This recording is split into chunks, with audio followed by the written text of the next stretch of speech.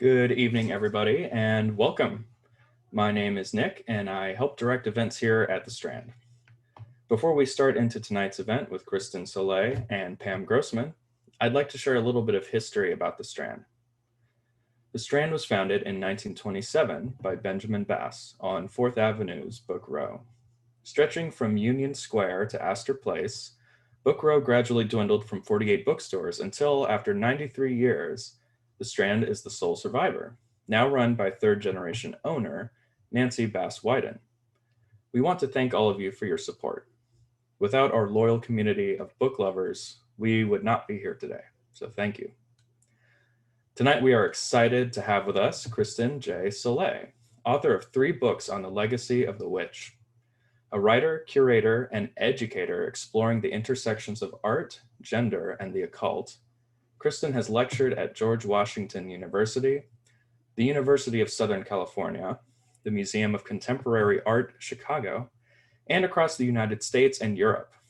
Her 2017 book, Witches, Sluts, Feminists, Conjuring the Sex Positive, was described by The Guardian as, quote, a whirlwind history of the witch in America, end quote, and a must-read by Bust.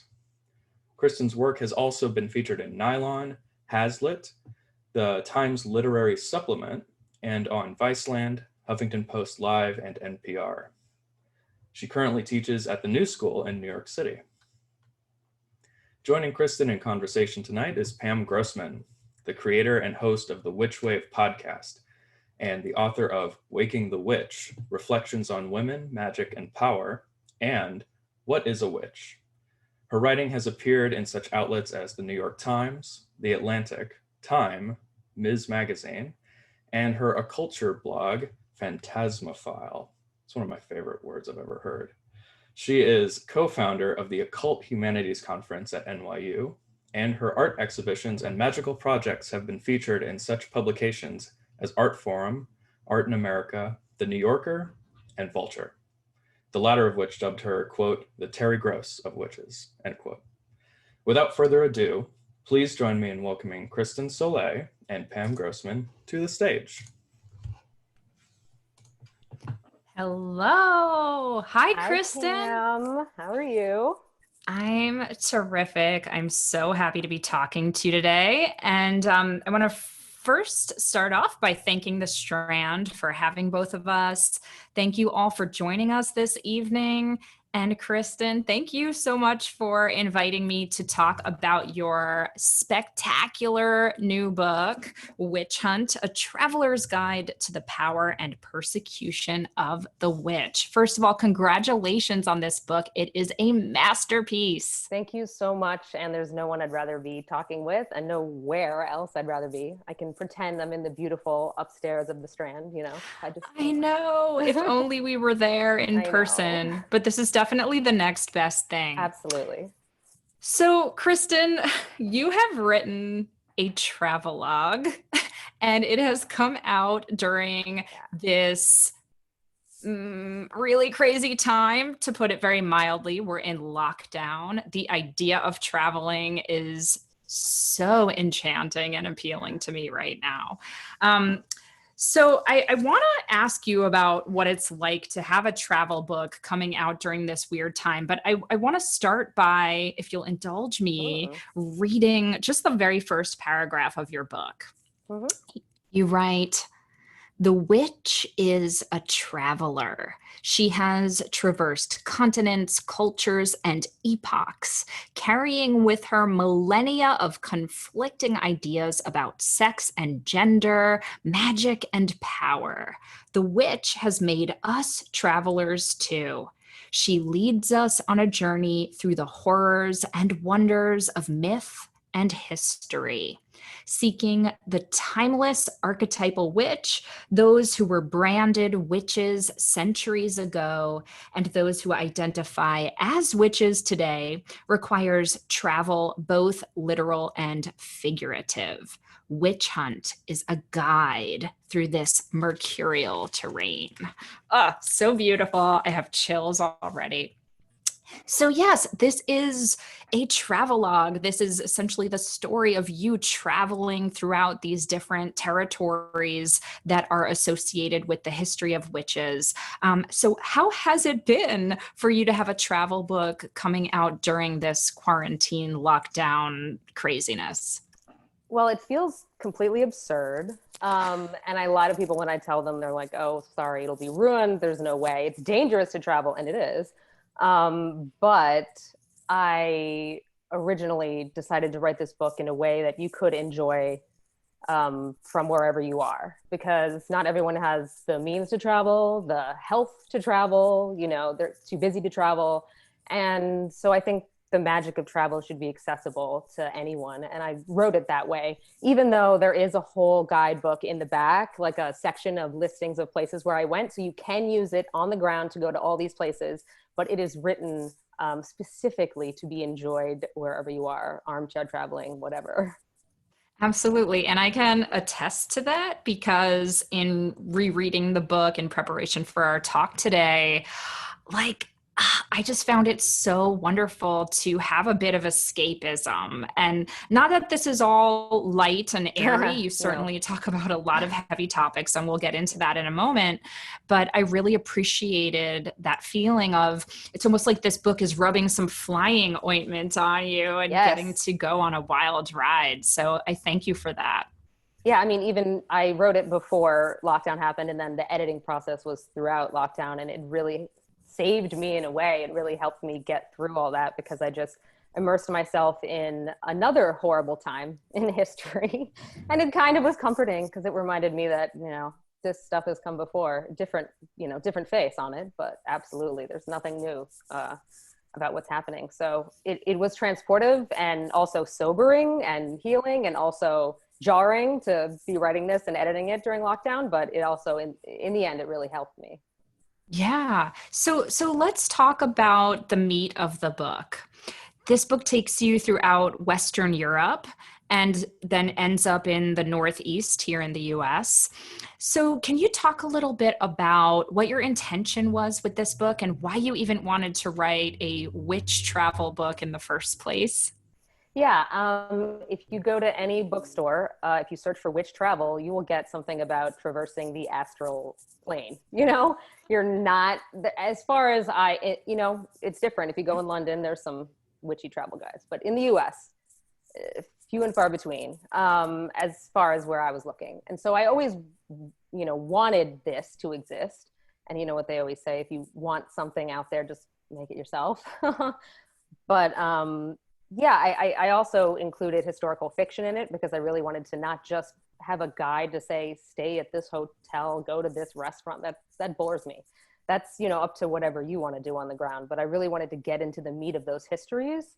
And of course, it could be 10 times larger because there are so many places I couldn't get to because of time and money and whatnot. Maybe there will be sequels and such. Hope so. I don't know, but there's a lot I left out and I'm aware of that. And it's funny that what ended up being in the book was all sort of an ancestral connection. And I had just done my 23andMe, like after I made all my plans of where to go. And it was funny that it sort of tracked my travels with a very frightening accuracy. That everywhere I was going, I had an ancestral connection. And I knew some of that, but some of it I didn't know until I got the test. So that kind of put a new twist on it for me. That's really incredible. Did you, when you were writing this book, were you seeking some kind of connection with your own personal history, or was it more the broader concept of the witch that you were trying to discover and locate geographically? I think the latter, but then it ended up being the former.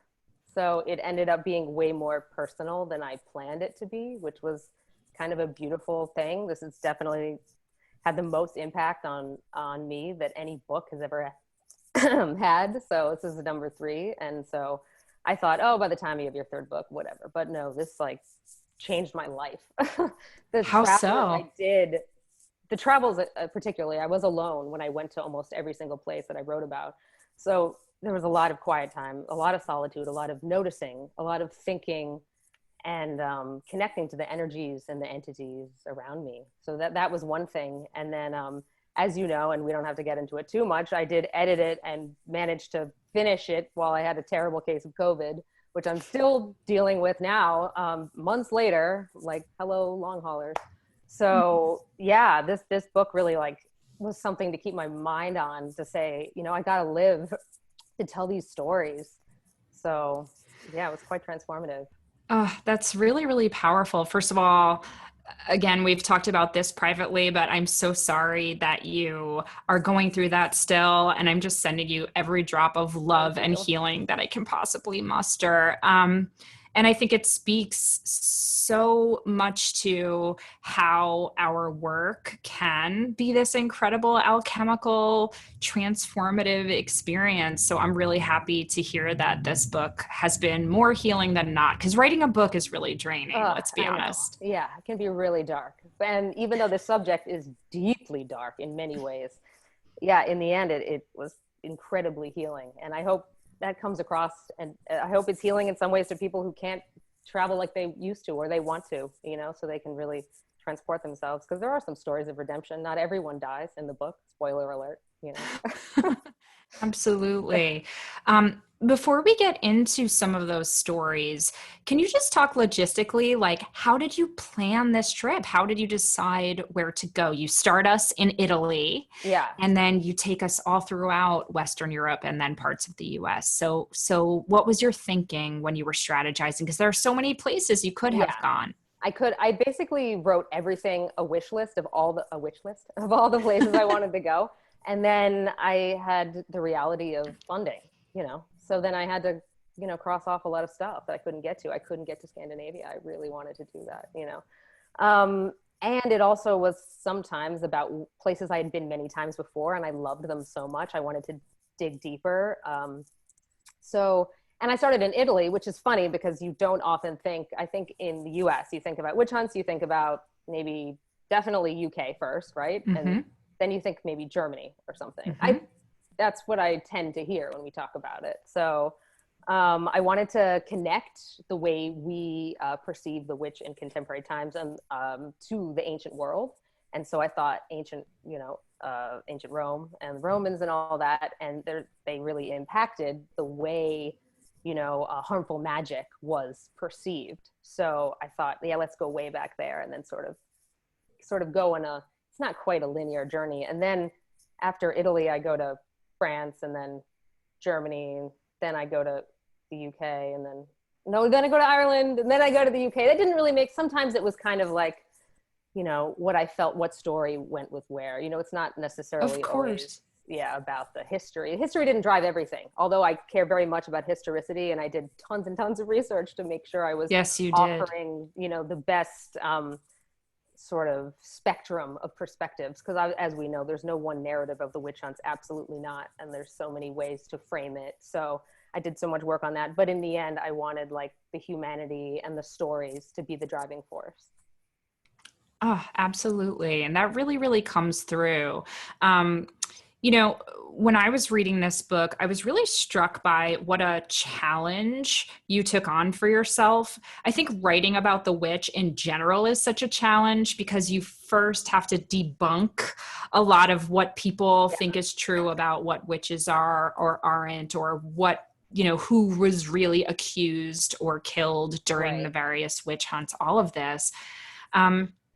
And then on top of it, you have the really challenging task of having to strike a tone that is respectful, right? Because, you know, whether or not the people who were killed during the witch hunts were actually witches, and we know that they probably were not, or maybe there's not the majority in the way we conceive of it. Yeah. Exactly. And yet people died in the name of the witch, right? And so there is kind of like that tragedy tourism aspect of this book that you reconcile with. And I just wondered, how did you approach some of the more tragic sites while, respecting them and honoring them, but also not just getting mired down in that pain, which would have made for, I'm sure, a really, really difficult several months of travel. Yeah, I think that's why I wanted to balance perceptions of the modern witch and contemporary witchcraft and the historic witch and the early modern witch hunts. So the contemporary stuff is where things got a bit lighter because you had to have that balance there within the book. And I wanted to connect those two, even though it's dangerous to connect those two, as we know, and as historians like to complain about feminists making broad brush assumptions about the witch hunts for their own devices. Yeah, we know. Anyway, I still think it's important to do both and be careful about, what histories we're putting forth and like using the best possible scholarship when we're doing this. But at the same time, like, as you said, I have to think about this dark tourism and stuff like that. And I actually found this book, Postcards from Auschwitz, very useful. Not, again, to compare these two atrocities. Certainly many, many, many more people died in the Holocaust, but there is dark tourism associated with the Holocaust. And so I found it very useful to read about the do's and don'ts and the sociological implications of people going to concentration camps and taking selfies and how people interact with these spaces and what they're doing when they're there. And I think that informed me in a way that I really wanted to do as much research as I could before I went to a place. I wanted to center myself. I wanted to not like take selfies in a way, I wanted to act in accordance with knowing what happened there to have respect. And at the same time, there's a place like the Witchery, in Edinburgh, and it's an incredibly lavish, gorgeous hotel. And I'm just like drinking champagne and there's like a bed made of antique pulpits. And I'm like, oh, I'm so glamorous and this is wonderful. But right across the street is where 1,000 people were burned alive. So it's just this ambivalence, and I think like this venture of witch travel, it just raises so many more questions than it answers. And I think I just had to be comfortable with being uncomfortable consistently. And I thought, okay, if I'm uncomfortable a little bit, that's good, because that means I'm like recognizing, but at the same time, I don't want to be miserable. I'm alive and I should be happy and grateful. So yeah, it was strange, like sometimes having a blast and then being like, no, this is terrible, so it was a lot of emotional ups and downs the whole time. Yeah. I just wanted to read that Susan Sontag quote that you included in the book. She writes, "Remembering is an ethical act. Memory is achingly the only relation we can have with the dead." And so I do think there's something profoundly powerful about visiting some of these historical sites, learning the history. And this book is steeped in history. You do your research, you tell stories, many of which I was not familiar with. And in that way, you are honoring the dead and you're resurrecting them, so to speak. And you visit a lot of beautiful memorials and sites and rituals that have that solemn, kind of somber, very reverential point of view. But then you also are indulging in what a lot of these towns are doing, which is the touristic aspect of it. And there's something kitschy and witchy and, let's be honest, fun, whether it's in poor taste or not, about some of the tourist aspects of it. So I wondered if you could talk about, maybe was there a moment of like, you already talked about the witchery, but just a moment of maybe you're buying like a witchy trinket, but also paying your respects at the same time?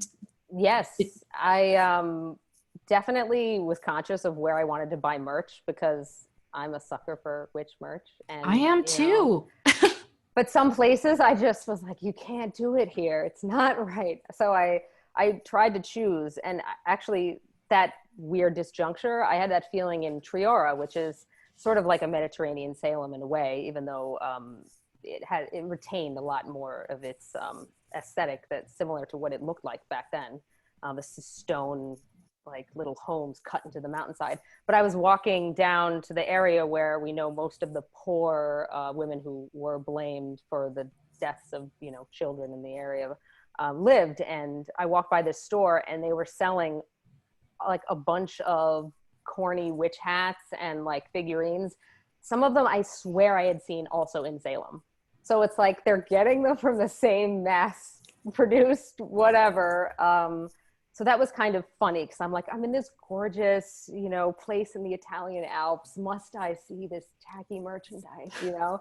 But everybody has to make money. I get it. It's a tourist place. So I also was like, there's real people living and needing to make money, and they're not like mocking the deaths. You know, it's not like the I got stoned in Salem shirt. In Salem. I literally have that on my list here.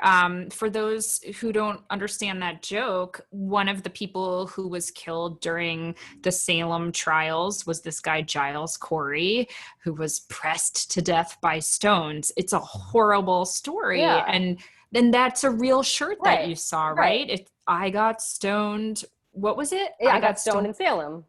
I got stoned in Salem. Yeah. And at the same time, like, I don't know, who am I to judge that, like, dealing with the horrors of life through humor? But I don't know, then you're merchandising it and you're sort of appropriating this horrible death for a buck. You know, it's like awkward, and I'm not passing judgment on the person who sells that shirt, but it is certainly like, it gives you pause, you know what I mean? Like when you're going through these places and you're seeing like, you know, some of these cheaply made trinkets or whatnot. But at the same, sometimes they're really awesome. Like I went to the top of the Brocken and I bought a little witch on a broom, but I thought that's okay. No one died, you know, there weren't really witch hunts on the top of the Brocken. They were just like the witch lore from the top of the Brocken. So it's okay. Can you tell people who might not be familiar with the Brocken, where that is and what happened there or allegedly happened? Yes, it's the north of Germany. It's a mountain range, and it was home to one of the infamous sites of the witches' sabbats in all of Europe, pretty much. And still to this day, every year people go up there for Walpurgis Night, Walpurgis Nacht, and have sort of pagan revelries and whatnot. And the lore around Walpurgis Night, you know, links to the Saxons and pre-Christian rituals and practices, and then it sort of, you know, comes in with the Christianity. It's conflated into all kinds of, you know, messy histories here. No one really knows exactly like what the line is, but there's a lot of lore about witches flying to the Brocken to meet the devil. They go in Faust to go to the top of the mountain to party, have sex, you know, do it all. Like what you want from a party is on the top of the Brocken. So, you know. And I took a train, 1931 coal burning steam train to the top, because you can't drive. You can only hike or take a bike or take a train. So. Yeah, I love that, because that also speaks to like the fairy tale witch or this fantastical mythic archetypal witch. And you do visit sites that plug into that kind of current too throughout the book as well. Yeah, because I want to talk about the people accused of witchcraft, who as you said, they're not witches the way we conceive of that today. They're just people accused of witchcraft. And then people who would identify as magical practitioners of their times, you know, maybe it's cunning folk or whatever languaging they're using, sometimes calling themselves some kind of witch, and then contemporary witches. And so there's the literary and the literal. There's so many layers, as you know, that I wanted to put them all in. So it's sort of woven in and out of fact and fiction and myth and history, etc. And it's so beautifully done. I'm glad you brought up contemporary practitioners, because I know that you yourself identify as a witch, to add this whole other layer on top of the fact and the fiction of the witch, right? Can you talk a little bit about the spiritual aspect that came through for you while you were making these pilgrimages? Absolutely. I didn't want to, you know, say anything magical or spiritual was going to happen before I left, because I thought that was setting myself up for failure. So I was like, I'm going on a research trip, very serious, you know. But obviously, so many synchronicities happened. I around every corner, I met people that had something to say, a story to tell that connected with what I was researching. I did not tell most people I met about what I was doing. I was just there. And so, yeah, when there's that many synchronicities, you feel sort of guided in a way. I went to a ancestral veneration breathwork class in the Mandrake Hotel in London that I was just going just to see what their offerings were. 'Cause they had these sort of spiritual development courses, whatnot. Not necessarily always called like witch stuff, you know, it's beyond that. Some would call it new age, but it's not really new age. It's kind of another thing. So yeah, that was kind of wild. I wasn't expecting that to be so powerful. I kind of connected to some ancestors I wasn't thinking I would meet. Yeah, I feel like I met a lot of people when I was on my trip, and I came back and I actually, I went to this friend of mine who's a healer, and she was like, "You seem off. It sounds like you have a demonic possession." That's another story for another time. I can tell offline because it makes me sound crazy to say that, but it's kind of fun. But most of my experiences were wonderful, but I did bring some stuff back. So be careful where you go. You know? Oh my goodness. I hope that you've gotten rid of that demon. Oh, I'm good. I'm all good. I'm good. Okay, just checking. Yep, I had to ask. all good. Do demonic diligence. Yes. So talking of these layers, it reminds me of a term that I only got familiar with myself a number of years ago. And I was so happy to see this term pop up in your book. And that is the term psychogeography. And I'm just going to read your kind of writing about this. You write, since then, and you're talking about, let me actually contextualize this a little better. So the notion of psychogeography was first named by a writer named, I hope I'm pronouncing this correctly, Guy Debord.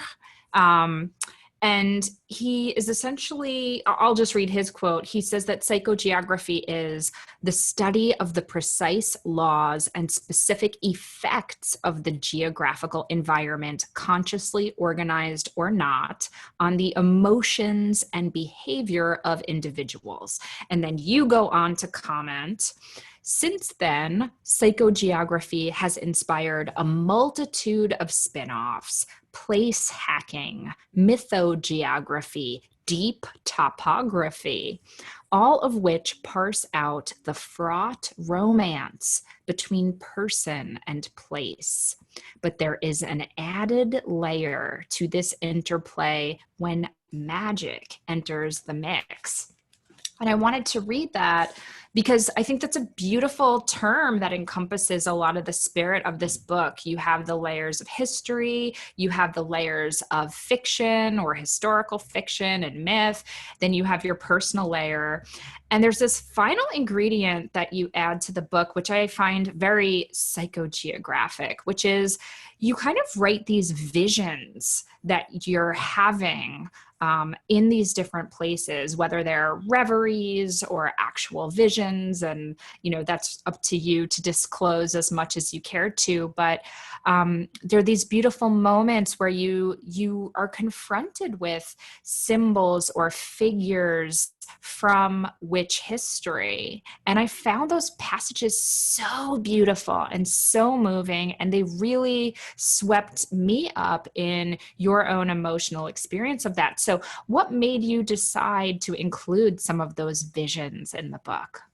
Well, I think as many witches know, or many people who are maybe more in tune with their environment, that places are alive, places hold energy, you know, and whether that's from, you know, humans or animals that live there or something else, you know, that's up for everyone to decide on their own. But I think when you go to a place and you really sit with it, you can notice so many things that aren't noticeable if you're just walking through on your way to work. And I think that's the psychogeography tie-in, because psychogeography was all about, or at least Debord's, you know, framing of it is sort of wandering and getting lost in the city that you know, but you don't actually know it once you have no place you're headed. You're sort of, you know, you might miss it on the day-to-day. So it's that noticing, that tuning into what else might be there that you're not fully conscious of, or that, you know, we're told doesn't exist, or whatever. You know, there's more than just what meets the eye, of course.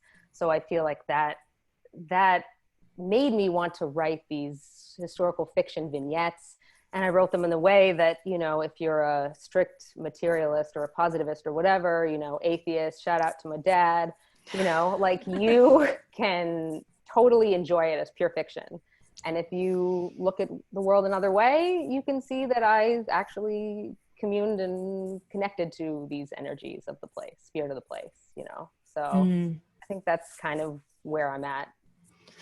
I found that really beautiful and really vulnerable too. And, I've been a big Kristen Sollee fan for many years now, but this book, I mean, I love both your other books too, but this book really just sings because you are so personal and you are really showing us, your underbelly, your tender underbelly a little bit more, which I really appreciate because I have the great gift of being your friend and knowing what an astoundingly sensitive, lovely person you are. So I was so happy to see you disclose some of that in the book too, even though you're also very tough. Oh, Kristen. yeah, so tough.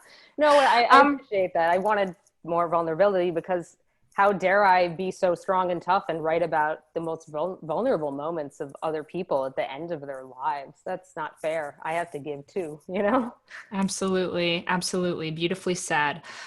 There's something else you include in the book that I really appreciate, which is, certainly you talk about Western Europe, you talk about Salem, but then you actually talk about several other sites here in the US where people were accused of witchcraft or lost their lives because of witchcraft.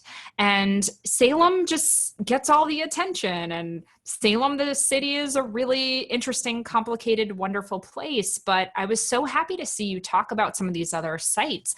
Can you share with us maybe one or two other US witch stories that you encountered? I mean, I love Salem too, obviously. I wish I could be there right now. But, there's so much more. And I'm from the Maryland area. So I was like, what's down more south? What do we got? So I went to Jamestown and Colonial Williamsburg. And, the first witch accusation on American soil was Joan Wright. And she was tried in the Jamestown court in 1626, I think. So that was a fascinating story. She was a midwife and was left-handed, and you can imagine where the story goes. Not that left hand again. No. But, there's a play at Colonial Williamsburg that goes on throughout the year, I believe, called Crywitch. And, it delves into her, sorry, that's Grace Sherwood. I'm conflating two things. Joan Wright's the first. The play Crywitch is about Grace Sherwood, her trial was in like the 1706. She's the most famous witch of Virginia. And so there's a play about her there. And there are like elements of witchiness in Colonial Williamsburg and in Jamestown, but they're sort of more hidden. It's not like Salem. So you have to look a little harder throughout the rest of the US, sadly. Like I want there to be more like witch cities, aggressively witchy, but not quite. But that made it fun, and historic St. Mary City in Maryland. There was a woman, Rebecca Fowler, who was put to death there. And I know they have a little bit of a witchy mention in some of their ghost tours there. And then East Hampton, that's like another one people don't know about. There's not really much left of the one woman, Goody Garlic, who was accused there. And but it's I'm so glad you brought her up. Her name is Elizabeth Garlic. And when I read this, I was like, first of all, someone needs to name their familiar Elizabeth Garlic, or we need to open some kind of, I don't know, magical herb store called Elizabeth Garlic. It is just the best name of all time. And she survived. So that is a great thing. So absolutely. Where else? Let's see. While you're thinking, I wanted to read a beautiful quote from your book that I thought was so important, because I think in the US, the difference between US witch history and, let's say, English witch history is we're also contending with the othering, not just of mostly women, but it's often Indigenous people, it's Black people, and the ways in which we have to reconcile that. You write, America was built on stolen indigenous territory and flourished because of slave labor. Because of that fact, it can feel foolish to dwell on witch persecutions on gender-based oppression alone. And yet, examining the witch trials in colonial America is crucial to understanding American history and to grasping how European settlers and their descendants would eventually come to define themselves as white in opposition to a racialized other. This process was in fact tied to aspects of witch hunting. So I really appreciated you writing about that, and you write about it more extensively than just that passage. But I just wanted to give you the opportunity to maybe expand on that a little bit more about how the US history and the othering and witches is a bit different than Europe. Yeah, and I think it's impossible to dig into witch history. It's certainly, by all America's greatest shames, it ranks very low. There are many more horrific, important things to discuss in America's history than the persecution of about, a couple hundred people for witchcraft. So that is something that was very much on my mind when I was doing all my tourism throughout America to these sites, because there's a lot more horrors going on at that time. And so I think it's important to recognize that legacy of slavery and of indigenous genocide, and not to be the person saying, like, let's think of the couple. Everyone's life matters. Obviously, I'm not saying all life matter. Anyway, that's not what I mean. I mean, like, we shouldn't just brush them off, but Sure. It's not a necessity to like talk about in the context of contemporary political action. That's for sure.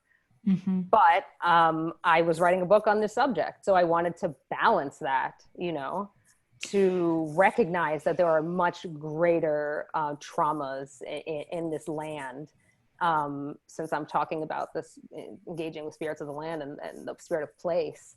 And at the same time, I'm still talking about the witch hunts and the people that did suffer and sometimes die on American soil because of witch hunting. So it was it's this ambivalent, like, uncomfortable thing, because it's like, I want to say, it doesn't matter, but I am writing a book about this. So yeah, kind of like just negotiating, not being like the white person saying, oh, but a couple hundred white ladies, that it was and that came across really, really strongly. And I, as I say, I think you wrote about it in a really smart and sensitive way. And I'll just expand a little bit myself and say that I think anytime there is history, even if it is about white women, but if this history has not been told and these people have been accused or lost their lives because of it, like, those stories are part of our shared history too. So I was certainly glad. I learned so much from your book, Kristen, and I told you that privately, but I'll say it again. I learned so much from this book. And the US history, I think, is really, really important. So I was very happy that you included that. And I want to go to some of those places now too and pay my respects. I want to, I know we're going to pivot in a couple minutes to taking some audience question and answers. So those listening, if you have some questions, please do put them in the chat box and we'll get to them in just a couple minutes. Speaking of being a woman, I was struck by the fact that you were traveling by yourself throughout most of this book, if not all of this book. And I kept drawing parallels between you as a solo female traveler and the witch, who is often a transgressive, force of feminine energy, and how threatening that can be, but also how empowering that can be. So I just wondered, traveling by yourself, did that offer you any other kind of perspective on the archetype of the witch or your own identity? Absolutely. And it made me afraid a couple times and made me think about the thing I'm the most afraid of are generally men in those cases. And it made me think of who was, running all the prosecutions and persecutions of the people accused of witchcraft, men.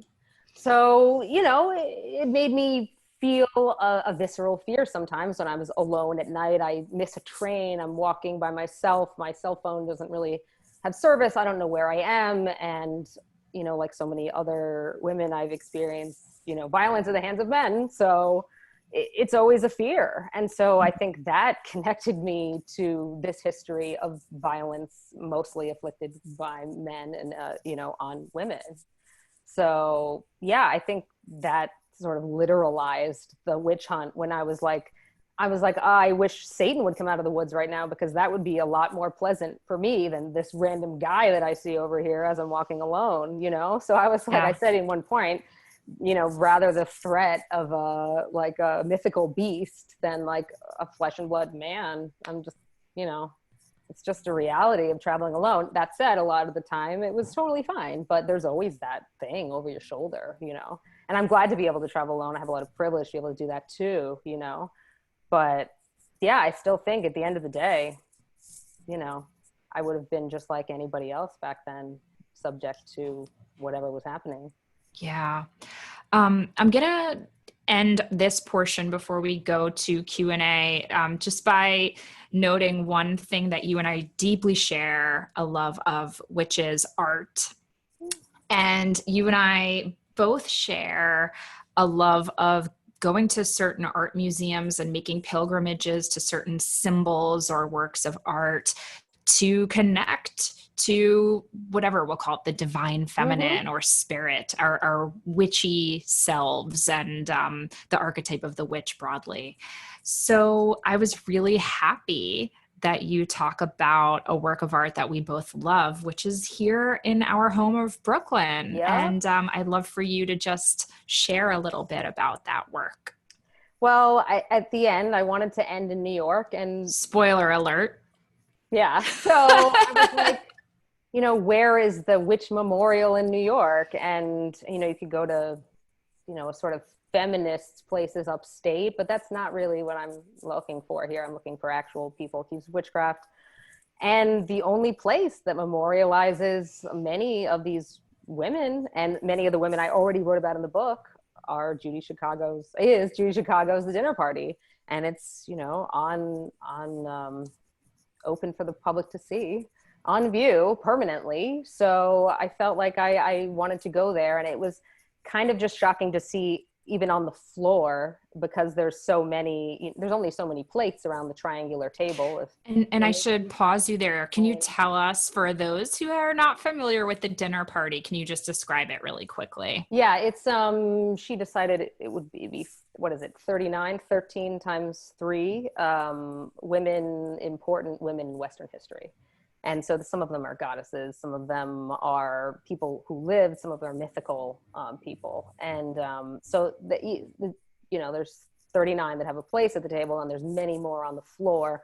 And there's a lot of women accused of witchcraft on the floor.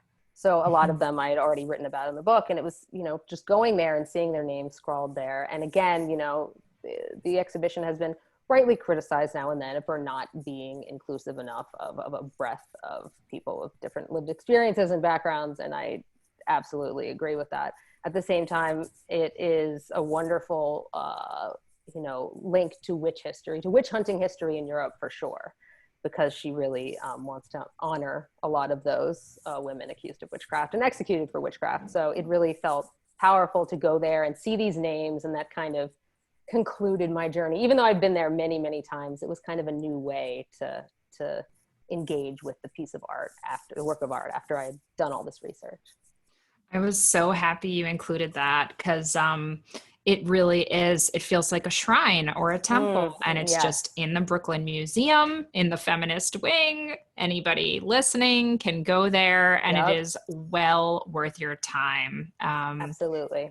And you write about it so beautifully, Kristen, as you do about witches and feminism and travel in general.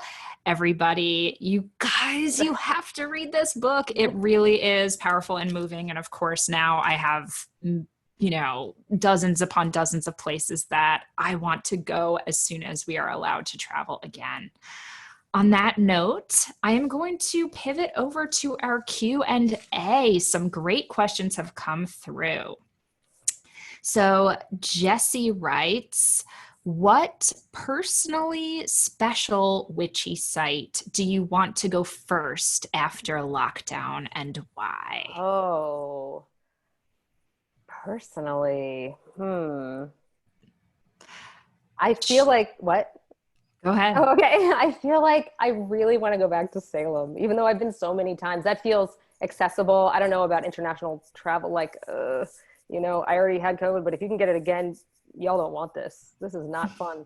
So I think the safest sounds like going back to Salem. There's a new exhibition about the trials at the Peabody Essex, and I just love Salem. So that would be fun. I also want to dig into there are few new memorials in Connecticut that I haven't seen yet. Connecticut is doing a really good job. There's like a group of very passionate people making new memorials to some of the witch hunts there that often get glossed over or forgotten about. So I think I want to go to some of those. And my list is very long in Europe. That's just, out of control.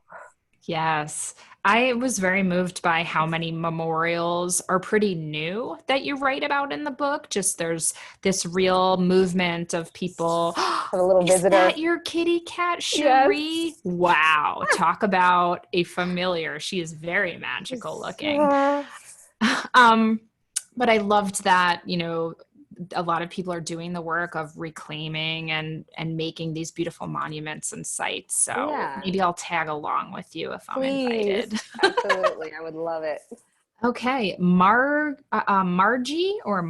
writes, is Edinburgh the equivalent of Salem for Europeans for famous witch persecution?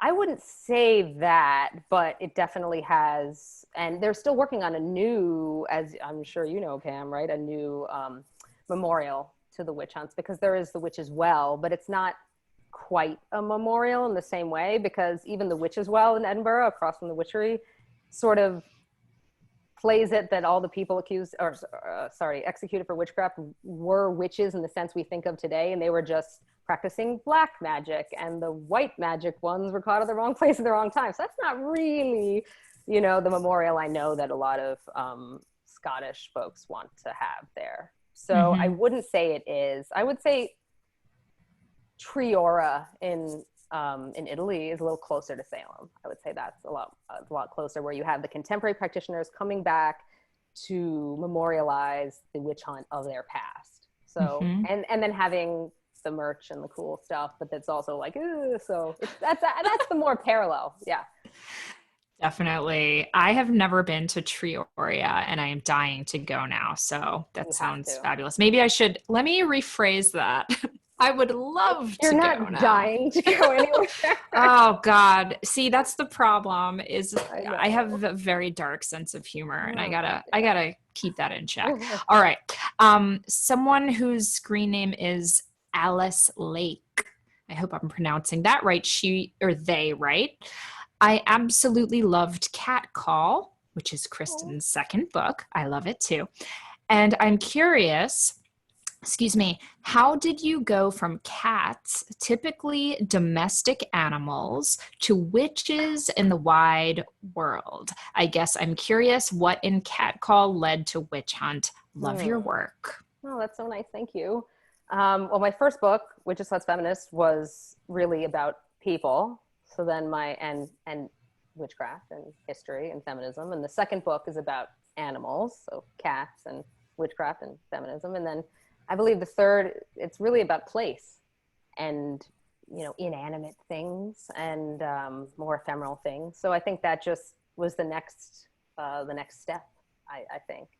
And so I don't know if this was more like a jump from Witches Let's Feminist and less from Cat Call, but I needed to have the Cat Call in there because I met a lot of cats in my travels for this book. Yeah, I have pictures of all of them. Just like every time I'd see a cat, it would always just appear, and the Airbnb I'm staying at, and some castle, and I'm looking down like a medieval alleyway, and just a cat comes out. So, Do you think Cherie was jealous while you were away? She definitely was pissed. Yeah. She's got a little bit of attitude, Cherie. That's why we love her.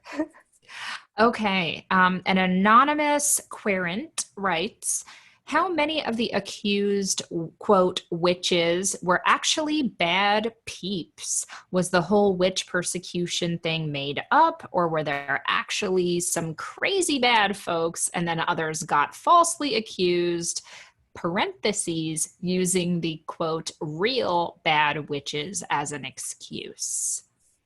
That is a whole question for tomes that are bigger than any book I've ever written. Well, you addressed that a Yeah. bit in your first book, Witches, Sluts, Feminists. I'd say you addressed it a little bit in this new book, Witch Hunt, for Yeah, sure. I mean, I think there's no blanket statement because we have so many different countries and territories at the time, whatever, and how witches are persecuted there are so they differ so much that I would never make a broad brush assumption or description about how witch hunting was. But certainly we know people did, committed some sort of crime sometimes, and that would just be conflated with witchcraft. So that we know there are actual crimes of some kind at some point. Mm-hmm. A lot of the time, though, there's nothing going on, and it's just sort of a community conflict, a political move, religious corruption, power plays, whatever. And then, of course, there are people practicing, things that were not in favor at the time, whether it's, just some forms of divination or, anything that wasn't in line with official church doctrine that could be called witchcraft too. So I think those are the three kind of groups you have. And I don't have statistics on numbers on what is, one or the other, but I think it's safe to say generally most of the people were not doing anything. Mm-hmm. Would you agree with that? Yeah, I mean, based on my research and, the writings of many other scholars who came before us, it seems to be the case that a lot of it was not that they were actually doing some kind of diabolical magic, but maybe somewhere, who knows? It's got to be a little bit. I mean, like I talk about, it's not really the witch thing as much as more Satanism when I talk about the affair of the poisons, and witchcraft was one of the, but there's a lot of people saying that satanic sacrifices were happening and people admitted to doing them. I mean, obviously under torture, people say a lot of things. We know that was a tactic sometimes, but a lot of times it's like, why would you say this? And with all the corroborating evidence, it's hard. But hey, we're looking at this other time and other place through imperfect documents, and like, I can't pretend to know. Exactly. There's other scholars who do, perhaps more than I, and I can give you their email addresses now. So I would just say I wouldn't, pick one of those three options, but most of it is just wrong place, wrong time. Yeah. Yeah. And I'll add that your bibliography is so extensive. So for folks who want to dive more into the more, literal, quote unquote, history of the witch hunts, you give a lot of great resources at the end of your book. Okay. Next question. Artemis Xanaxis writes, in your travels, did you notice or experience cultural attitudes toward modern witchcraft varying by region? Yes, absolutely. Everywhere had a different perspective. And let's just say the only place I went where there was, not even like a little irony talking about witches or even a wink and a nod was Italy. I mean, many, many places. I was just talking to people, and I wasn't saying I was writing a witch book, but I would sort of get to the occult, and then, people would say, oh yeah, don't leave your clothes outside at night, like on the clothesline, a witch is going to enchant them or something. And sometimes it was like a joke, but there was no other place I visited where people were saying the things their mom told them not to do so much, as Italy. I think there was so much of that like contemporary folklore about witchcraft and magical women that you didn't hear just like every day walking around some of the other places. Love that. I love this question. This is another anonymous question. They ask, was there any location that stands out as being surprisingly magical or witchy, somewhere that doesn't present as overtly so? And if you can't think of one, I'll just ask, which was your favorite place? Oh my that you God, went. I'm I know that's so hard. excited. All right. Ooh. While you're thinking about Okay, that, okay. I loved the Beetlejuice church Oh, that you write about. well, That yeah, sounded things like that. incredible. Can you tell us about that? Okay, you know what? Thank you. I will say that Siena in Italy, I think, is the witchiest place. Oh, wait, also the Vatican. How about that? The Vatican. The Oh, Vatican, it's so witchy. Come on. You know, all the pagan goddesses in there, and that sort of figure so prominently in modern witchcraft as well. And just yeah, Siena as well. I can't really decide between the two, but yeah, the Vatican is so witchy. And then you go into the gift shop and it's like, am I going to buy this for my grandmother or my coven? You know, it's like, who wants this holy water and these rosaries? I mean, I bought it for both. You know, it's like it's so funny because, you know, so many witches back in the day sourced their materia magica from the Catholic Church, and so much of witchcraft was just sort of using church doctrine in a little twisted way, you know, the prayers or whatnot. You know, particularly in Italian witchcraft persecutions, and then in contemporary witchcraft, hella Catholicism up in there. You know, so. I feel like it's just so interwoven. I think many people will be surprised if you haven't been to the Vatican. And, you know, I get maybe you don't want to give your money to the Catholic Church. That's fine. There's a lot of incredible art there. And, yeah, it's surprisingly witchy. And I mean, the Sistine Chapel, it's very witchy. So exactly. I'm telling you, though, that Beetlejuice chapel you described with the, what was it, black and white It's black and white stripe in Siena Duomo. It is absolutely incredible. And the Piccolomini Library in there has like the brightest frescoes. Oh my God. And the Catherine of Siena, her store, you can go visit her head and her thumb, the reliquaries. I gotta say, yeah, that is one of my favorite cities in the world. It's just the medieval stone, and yeah, it's incredible. So that, I would say maybe that's my favorite. It sounds so glorious. You and I are secretly scheming and fantasizing about doing some kind of like witch field trip together. Yes. I can't wait. Can't wait. We got to make that happen. Kristen, I know that we're about to come up on time. I am so thrilled that this book exists. I am so impressed. I'm so grateful. I wish you and I witch you all the readers in the world. How about that? I want everyone to read this book. I was like, do I want to hyperbolize? Yes, I do want to hyperbolize. I will accept it. Thank you. It's so good. And I want to end with your words. You write of the witch, once captured so she could be controlled and eradicated, the witch now sets so many free. It is an unlikely outcome, both bitter and sweet.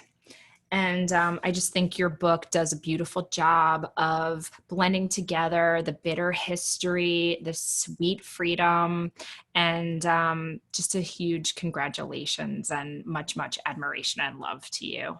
Thank you so much, Pam. Thank you, everybody, for being here. And thank you so much. Thank you, Strand. Love you. Thank you, Strand. We love you, Strand. Yes. Thank you so much. I turned off self-view, so I can't tell if I am live or not. You are. Amazing. Thank you. As they said, thank you all for coming and watching this event tonight. And a tremendous thanks to Kristen and Pam for taking the time out of their weeks to do this event. We are very grateful. That being said, I just shared a link in the chat. If you have yet to purchase a copy of Witch Hunt, you can do so via that square link right there in chat. Go get one. But click it quick because we're about to adjourn. For those of you on Facebook, hello. And if anyone joined us late, this recording will be living on our Facebook page, so you can go back and see the beginning if you happen to miss it. With that out of the way, everyone have a good night. Thanks so much. Thank you. Take care.